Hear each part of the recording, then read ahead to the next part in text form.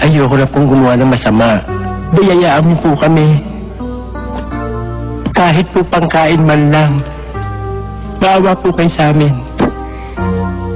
Hindi na po ako gagawa ng masama. Lord.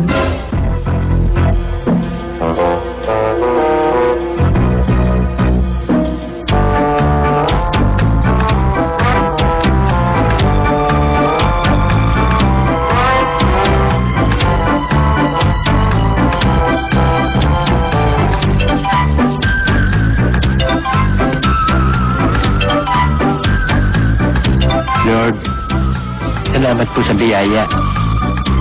Lord, bukas na po ako magbabago. Wala talagang pangkain eh.